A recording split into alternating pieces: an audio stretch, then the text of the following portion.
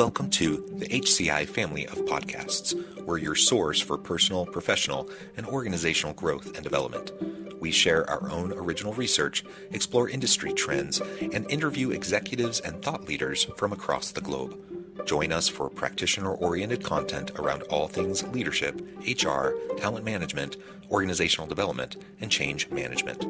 Maximize your personal and organizational potential with the HCI family of podcasts.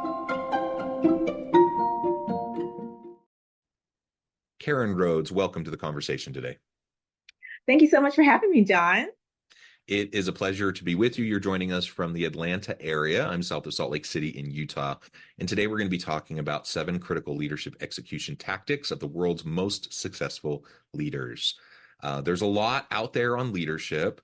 And I'm a big believer in the mindset of leadership and like doing the inner work of leadership. But there are also specific strategies and techniques and tactics that leaders can and should use as well, in addition to mindset, in addition to inner work, that will help them to be more effective. So we're going to unpack that and explore that a little bit together today. As we get started, I wanted to share Karen's bio with everybody.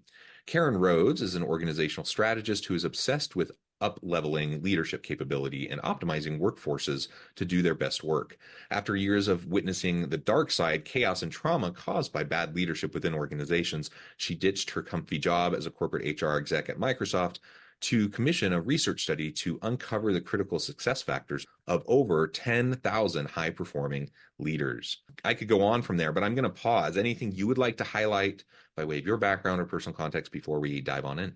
Yeah, you hit it spot on. I'll just say I was one of those individuals that could never be put in a box, if you will. So I was always curious and wanting to know more than what you can find on Google about leadership. So, and I can tell you the story as we get into our conversation. Wonderful, wonderful. And I would love to hear just a little bit about this research study that you commissioned that really helped to launch a lot of what you're doing today. Absolutely, John. And thank you for allowing me to share with your audience listeners. Well, first of all, I've always had a passion about exemplary leadership throughout my entire career, although I've done a variety of roles in what I'll say the HR people side of business. But leadership was always on the top of interest. And fast forward into my career, the longest stint I had in corporate was 14 years at the Microsoft Corporation, which was absolutely fantastic. Had a lot of opportunities there. But one of the ones that I was tapped on to assist with, and this will tell you my age, but this is back when Kevin Turner was chief operating officer. They were desiring a global high potential leadership program there. And so I helped to lead and establish and create one for Microsoft back when high potential was such a buzzword. Fast forward, we had over 5,000 individuals, which was the top 3% of the organization in the leadership development program, but we collaborated with other companies around the world who were also specializing in their high potential leaders. And what we found through a lot of think tanks and research, which I won't bore you about, but what we found that companies did really great on teaching individual leadership skills and competencies, but left individuals hanging when it was time for execution. So when people hit roadblocks or stumbling blocks, they kind of twisted in the wind a little bit. Yeah. So when I founded my firm, I was curious as to the reasons why. And so that's when me and my team commissioned the research study with organizations across the globe. And fortunately, I had a huge network of being able to pull from the Microsoft name. And we actually studied what I call the last mile of leadership, which is leadership in action or leadership execution. And we wanted to understand one key fact. So what were the things that differentiated those who were more successful leaders from those who weren't, even though they probably had equal levels of IQ and acumen and you can imagine. So that's what we were trying to figure out. And that's what we wrote the book about, our findings of the research study. Yeah, well, that's excellent. And like I said in the introduction, I think it's really important to get beyond the theoretical around leadership, the abstract, which is important. Mhm. Like mindset is really important. Yes, Inner yes. work is really important. All of that's super important. I don't want to diminish that or be dismissive of that work because it's super important. But where the You rubber got to meets the road, deliver. you got to deliver. And where the rubber meets the road, that's where the experience happens for leaders as well as members of their team. So there are some very practical things that you can and should be doing day in, day out on a consistent basis to ensure, excuse me, that you're being more successful as a leader beyond what your intention is, beyond what kind of is going on in your head. So let's go ahead and start to dive into those 7 critical leadership execution tactics Yeah. that I know in part came out of this research and through the work that you've been doing. Absolutely. And a slight disclaimer, and I can go through them really fast and we can talk about any one you want to go in Yeah. depth about. But a little disclaimer, there were a ton of findings that came out of the research. But the reason why we focus on these 7 is because these 7 were universal, no matter your career Mm, stage, what you were doing, um, your profession, or what have you. And since it touched everyone, we thought, wow, if we could at least get this out to individuals and get them upskilled in this area, then boy, mhm, we thought what a great impact we could make. And then all 7 are as equally important. Now, one's not more important than the other. It's just that you might use this approach or tactic at different times based on the leadership efforts that you're, involved in. So let me run through them real quick for you. The first one tactic was leading. We found that successful leaders led with what we call intellectual horsepower. And mhm, intellectual horsepower is all about using your area of expertise to kind of peek around corners and see opportunities that others miss and bring that back to the organization. So that was the first one. The second one was leading with courageous agility. And leading with courageous agility is all about having the courage and the fortitude to stand up for what you believe in and strive to move forward, even if the future is uncertain or unclear. So, this is having the courage to go forth, even if you don't have all the answers to your questions in the effort that you're trying to lead. The third one was leading with a drive for results. It's kind of what it is. It's not a no brainer, but it's being very tenacious about making sure the end goal is achieved, even if you have to pivot along the way. The fourth is leading with executive presence. And the way we defined it is about the ability to create very convincing, either oral or written positions or arguments, if you will, in order to influence others to follow your lead. So, giving them enough information to answer the questions in their head to get them engaged and excited about following the lead that you're trying to do. I think we're on 5. The fifth is leading with strategic decision making. Once again, not a rocket science, but it's all about making good decisions yourself as a leader and leading a good decision making process with your teams and stakeholders. The sixth is leading with entrepreneurship. It's the sister to entrepreneurship, as you know, but entrepreneurship is all about having a focus on improving products, services, processes within the entity or organization that you're working in, whether it's corporate or your own business or what have you. And then the last one is leading with stakeholder savvy, which is very similar to emotional intelligence, what we all know about. But um, leading with stakeholder savvy is the ability to uh, really show up and relate to people in different situations and being able to influence them based on the social environments that you're in. So, for a quick example, if you are an account rep, a sales account rep, you might have one approach that you interact with individuals during a meet and greet or networking, and then you might have another approach when you're trying to close $1 billion deal. So, just having that savvy to switch and relate as needed based on your environmental conditions.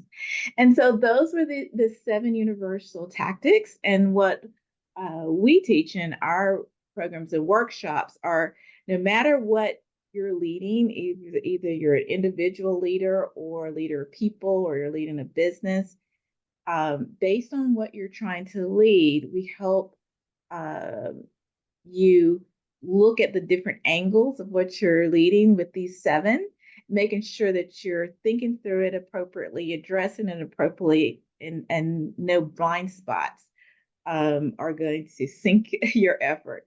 So that's what we try to do. Yeah, no, I love that. I think there's a whole lot there, and I was having thoughts as you were going along. So what I would love to do is just kind of slowly go back through them. Okay, Some of them we can go back through faster than others, probably. sure. But if we can start with the first one, remind me what that one was. Leading with intellectual horsepower. So Horsepower. That's right. yeah. I loved how you framed that. The Uh-huh. intellectual horsepower. I think the cognitive bandwidth issue is of incredible importance for the modern day leader. We're not, there are leaders who lead teams and factories and production facilities and stuff like that. Mhm. But even those are way more sophisticated than they used to be, even just a few short decades ago. And the vast majority of managers and leaders and supervisors, they're leading teams in a much more dynamic environment that requires a lot of just intellectual horsepower, as you say, the ability, the intellectual bandwidth, like to just be able to handle a lot of stuff. And that's hard. I mean, you can't, on the one hand, people have their IQ and they have what they have, like they have the capabilities that they have. But I've also found, not only for myself, but for others I've worked with, that there are things you can do to actually increase that horsepower. So maybe we could talk about that for just a minute, because, on the one hand, people might say, oh, well, I guess I'm out of luck because maybe they don't consider themselves to be the smartest person in the room. And you don't It's have to not be. it's not necessarily about being the smartest person in the room or the highest IQ. There's a difference, I think, between this intellectual horsepower and being the smartest person in the room. Can you describe that a little bit more for us? Absolutely. So it's kind of, I think this is what Malcolm Gladwell was getting when he was talking about the 10,000 hours Mm, um, um, of dedication to an area. You're right. You don't have to be a rocket science, but we all have areas of expertise that we know a bit more about than others, right? And then you're using that, and then you're taking in inputs and information from all of the world and other people and what have you, and just thinking through, wow, what trends am I seeing? How can I use this in the working environment that I'm in? Who cares? Who can I share this with? And how can I make an impact even greater than I'm making all by myself?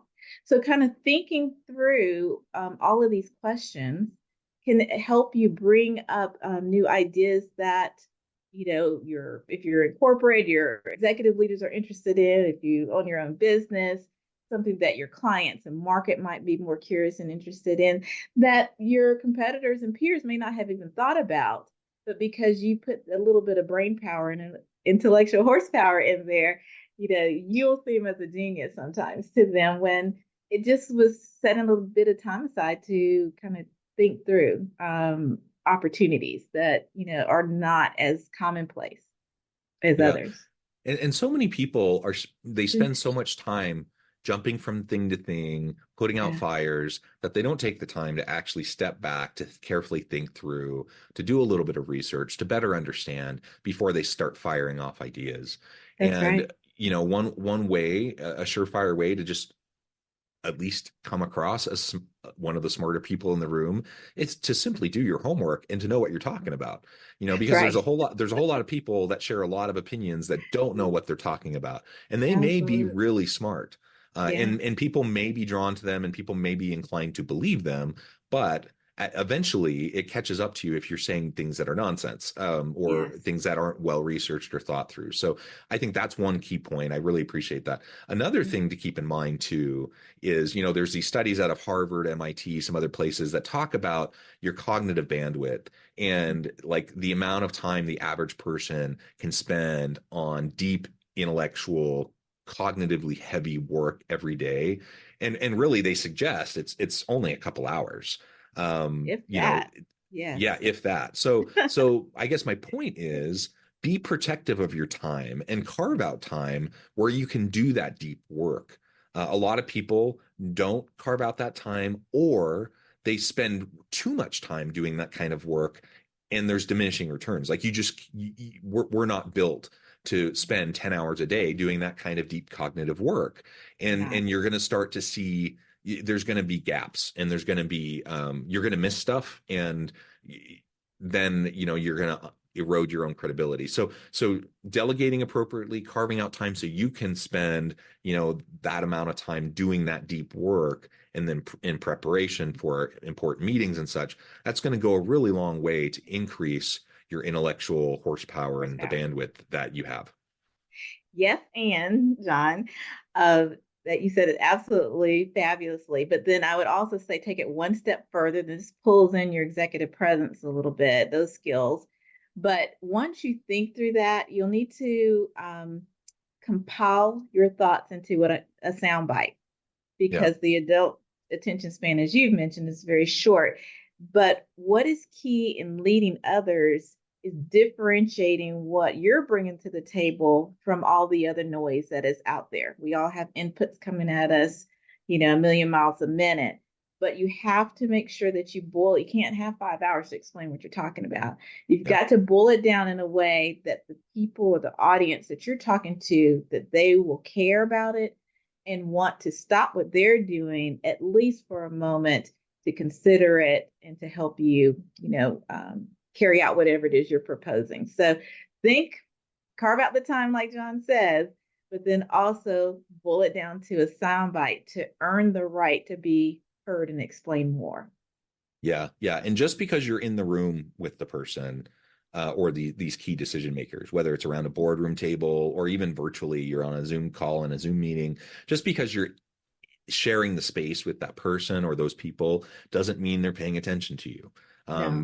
It's kind of the norm now. I know that these norms do differ across companies, but it's pretty typical that most people in most meetings are sitting there with their laptops. They're kind of paying attention with one ear, and they're working while they're in meetings, because they're in so many meetings, they have to do their work sometime, right? Yeah. And so if that's the reality in your organization, you better have a really good pitch for whatever you're saying to catch their attention, get them to perk up so that they'll lift their head from their laptop, set that email aside for a minute, and pay attention to what you're actually saying. Because you may have the most brilliant idea in the world that's going to help the organization in whatever way, but if you don't get those key decision makers to actually pay attention, then it's like the tree falling in a forest when no one's there to witness it, right? Does it actually make a noise? So you're absolutely right, John. Definitely.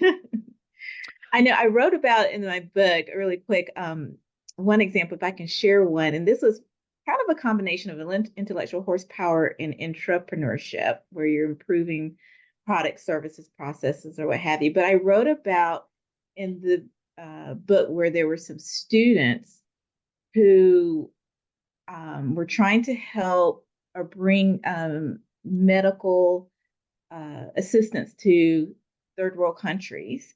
And they were thinking through how to do that in an economical way. And they ended up using a salad spinner, which is one of those salad spinners to dry out lettuce.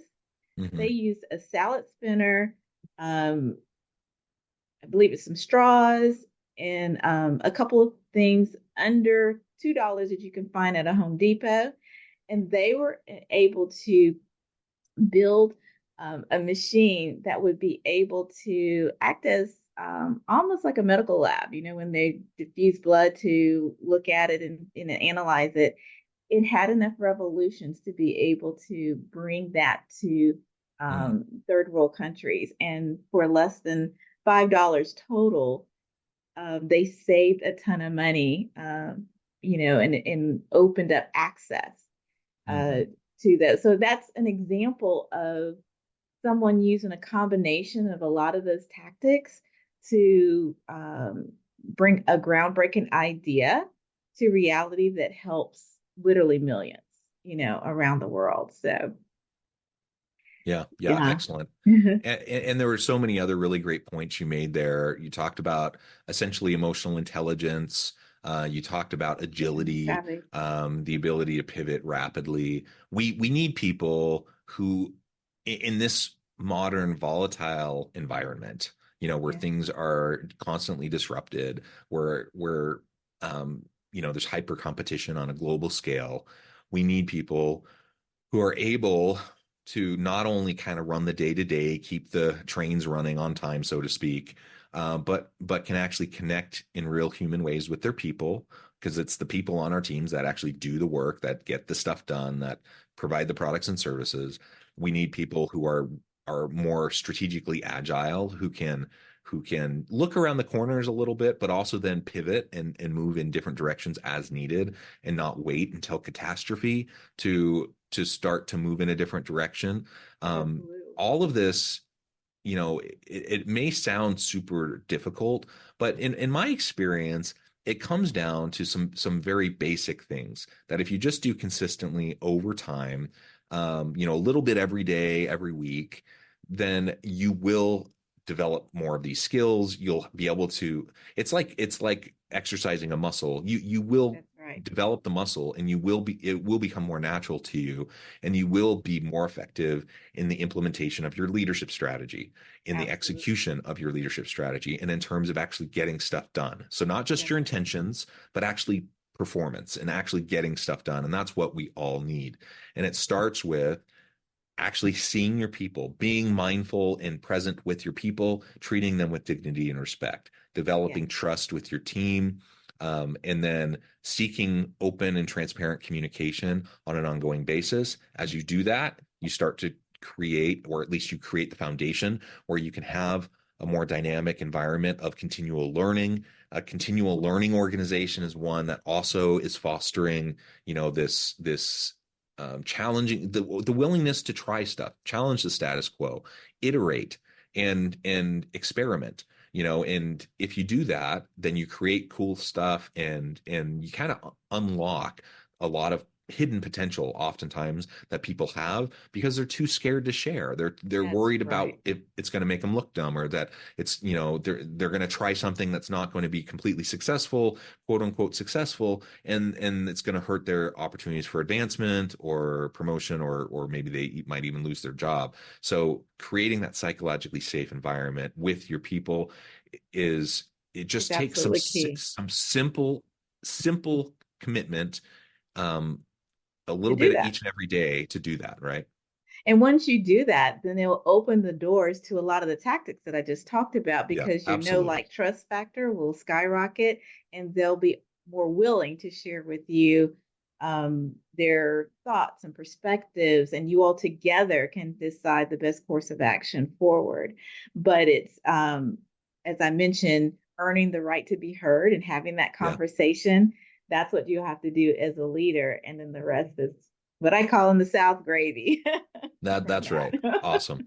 Karen, this Yeah. has just been a really great conversation. I note the time I Oh, need to thank let you you. go, but before we wrap up, I wanted to give you a chance to share with the audience how they can connect with you, find out more about your work, and then give us the final word on the topic for today. Absolutely. Thank you, John, for this opportunity. Well, you can find me personally on social media. LinkedIn, X, and Instagram is kind of where we thrive.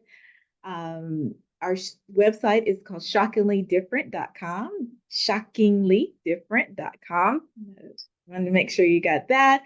And we do help what we call the people side of business. That's what we work with corporations to help them expand their people initiatives. And we have a team of over 350 consultants of different specialties to help them to do that. We also have our signature leadership program, which came out of this research. So please check that out. And then this one final thought that I want to leave with your audience is everything we talked about today, John, is not brain surgery. Yeah. So it's easier to understand, but you have to put it into practice, as you say. And the one thing I'll ask your audience, listeners, is each one of you are just one move away from greatness. So I'm just curious, what is going to be your next move? Think about that and then go forth and make the impact that you want to make in the world. I love it. Karan, thank you so much. This has been a real pleasure. I encourage the audience to Same reach out, here. get connected, find out more about what Karan and her team can do for you. And as always, I hope everyone can stay healthy and safe, that you can find meaning and purpose at work each and every day. And I hope you all have a great week.